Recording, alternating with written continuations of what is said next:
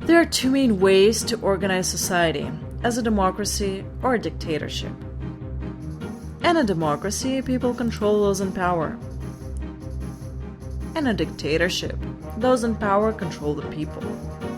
It's a hard job being a dictator because people can't stand oppression. The Soviet Union was a communist dictatorship, so its rulers had to wage war against democracy and freedom all the time. Then it fell apart, but Putin brought back authoritarian rule to Russia and tries to restore its position as a superpower so that Russians forget they are living in a dictatorship and take pride in a feeling of imperial greatness.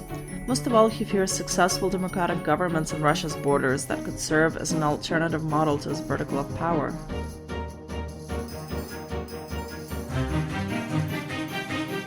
So when the country of Georgia tried to build a democracy, Putin attacked it. After Ukraine's people fought for their freedom, Putin attacked them.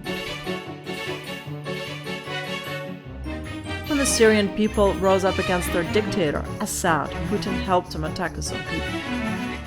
Dictators are threatened by democracy and freedom, so they often work together to stop it. To stay in power, Putin has to fight against democracy and freedom in Russia, not just abroad. To maintain the support of the Russian people, Putin has to create fictitious enemies. Then Russia's muzzled media can say Putin is saving the country from external enemies and his ratings go up. In bombing Syria, Putin achieves 3 goals at once.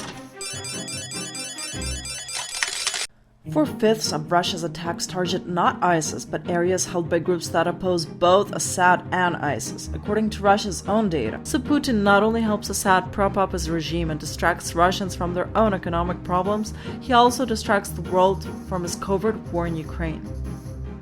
That's why Putin is bombing Syria. Putin hopes the West will let him crush democracy and freedom in Ukraine in return for supporting their war against ISIS. But the only war Putin is really waging is against democracy and freedom.